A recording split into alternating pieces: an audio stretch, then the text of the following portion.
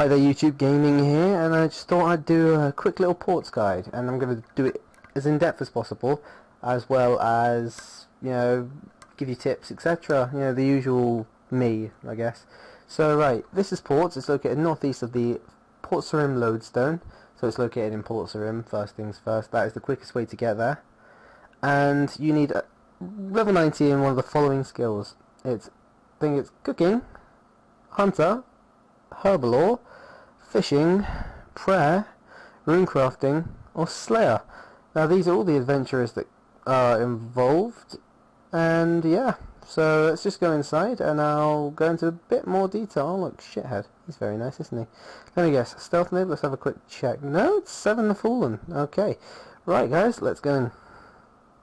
And once you enter the portal, this is what you will be looking at. Now it doesn't look like much, but it will increase your gameplay significantly, especially if you're a PVMer or a skiller, or if you're just looking to make a quick buck in the GE. Now, what I'm going to after you've entered here, you will get asked to speak to the partner. He usually has, I think it's a blue arrow over his head. Now, you'll get an introduction with him and the navigator, which will give you this fine beauty, the captain's log. Now what's so good about this is it negates the need for teletabs when you're PVMing, etc. Now what it also does is it gives you a tutorial on how to use this. Now for those of you who didn't look and are a bit confused, I'll give you a quick show now. Now this will be completely empty, and it's your job to fill it up with the right skills, crew and captain to get a successful voyage. Now this is the success rate. 42% on this one because I've not set it up to be, an all-rounder. This was actually set up to be a combat boat. Here are captains.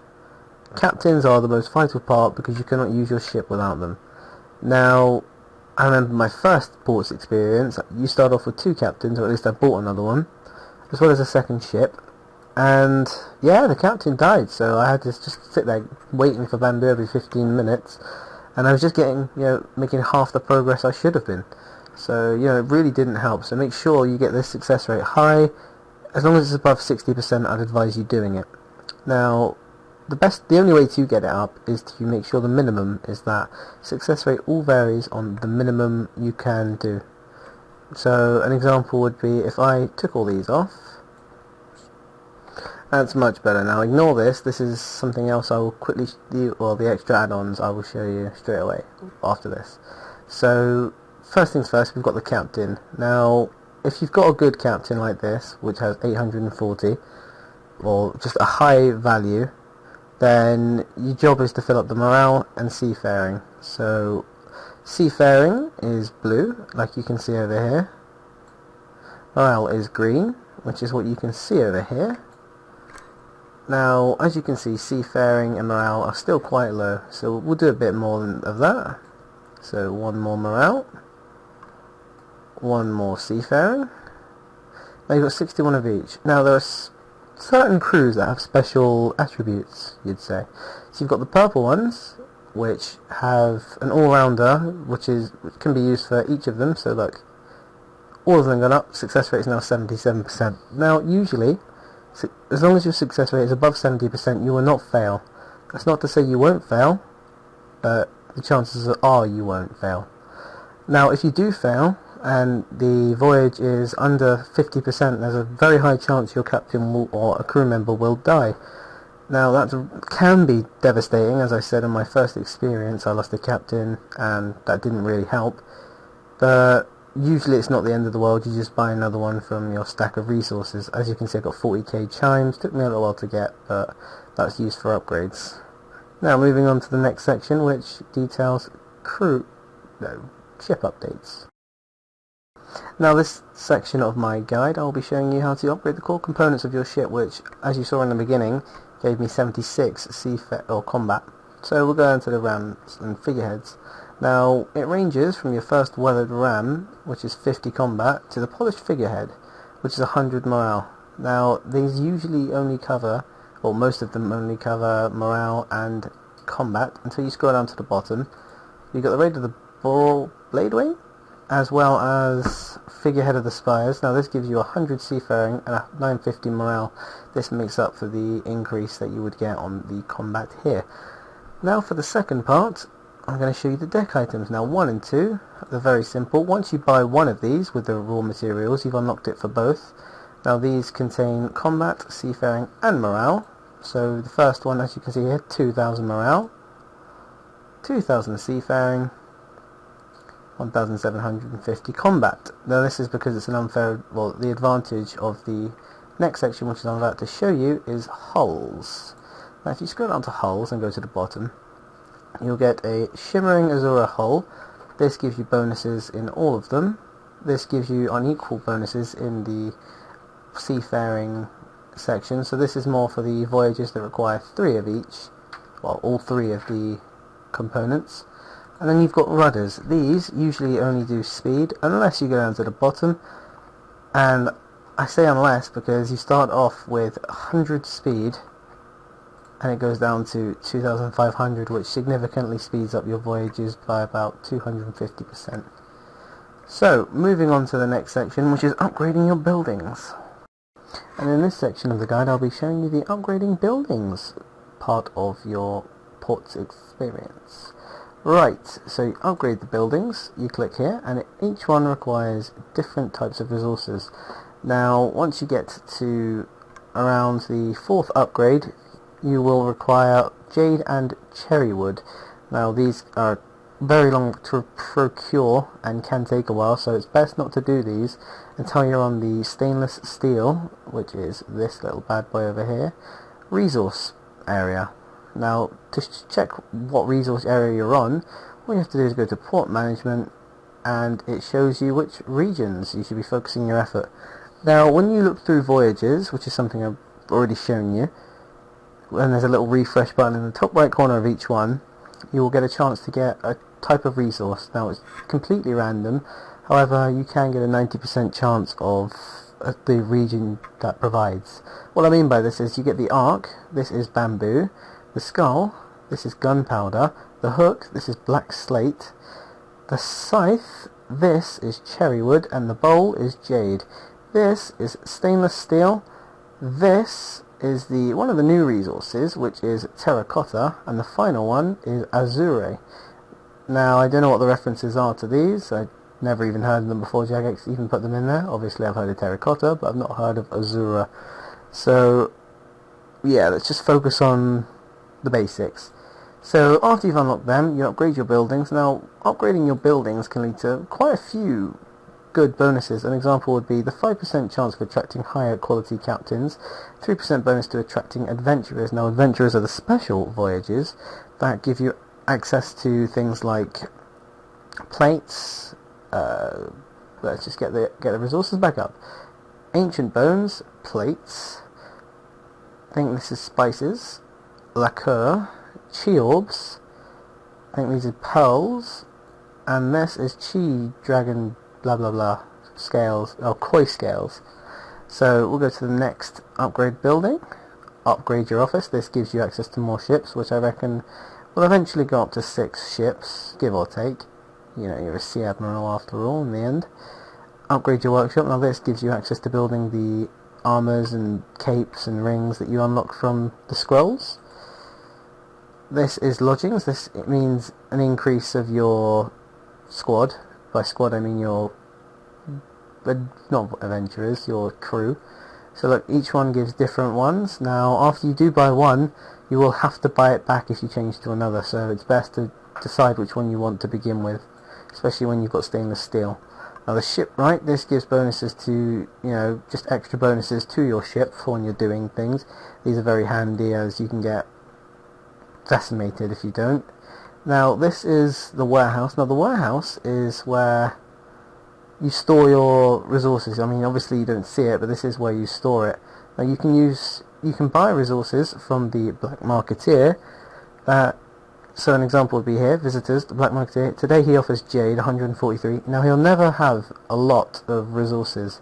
You buy these with your actual gold, not your chimes, which are located here. And yeah, it's just a cheap way of getting just a few bits here and there. Each one gives you bonuses to your resources that you bring back in your voyages. Next is a totem hotspot. Now these are very valuable.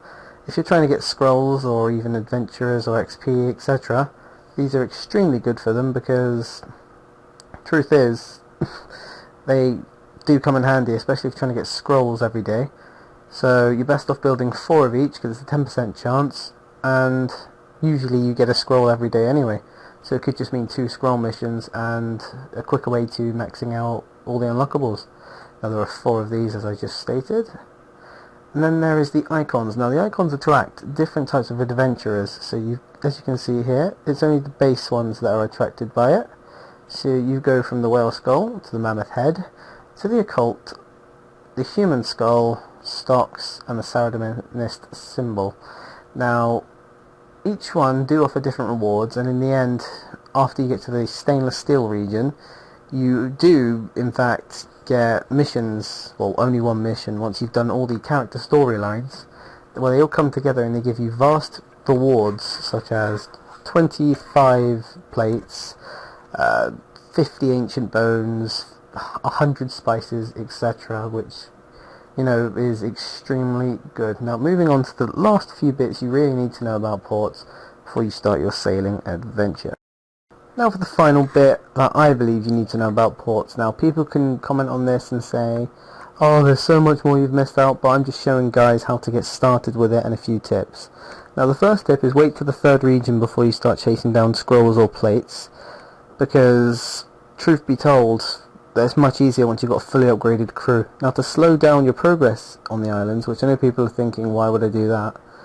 It's best because the slower your progress through that island, the easier the scrolls are, because every time you reach a new region, you need a lot more points to to beat the voyages, or just etc.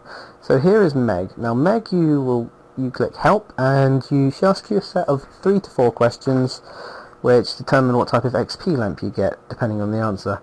Now the better the answer, the better the XP you get, so make sure you do give the best and most logical answer.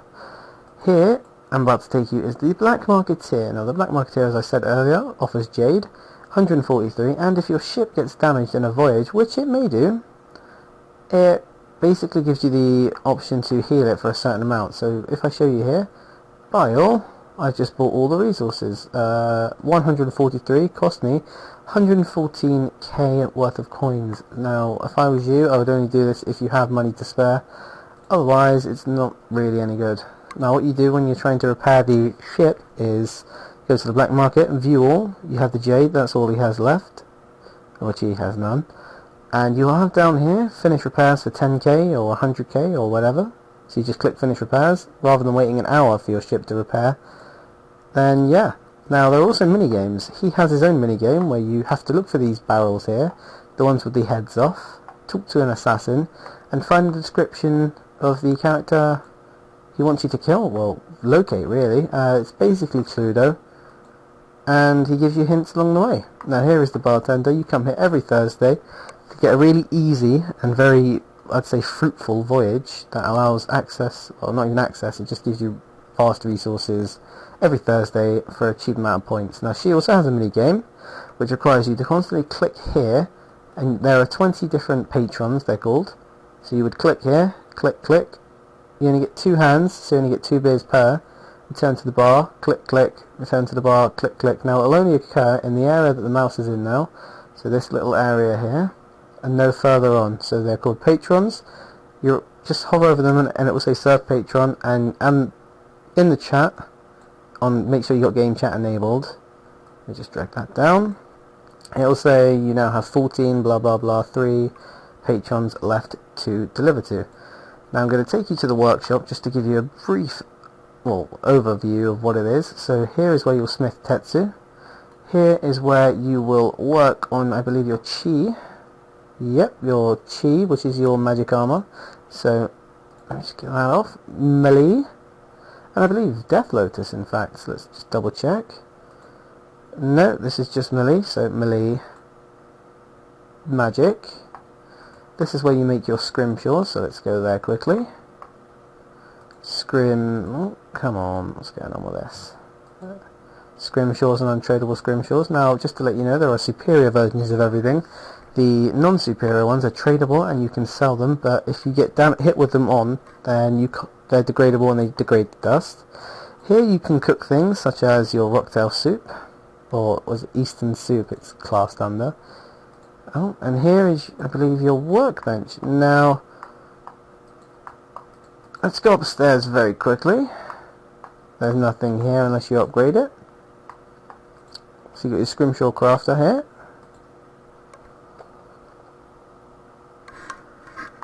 Fuck, what is it you use?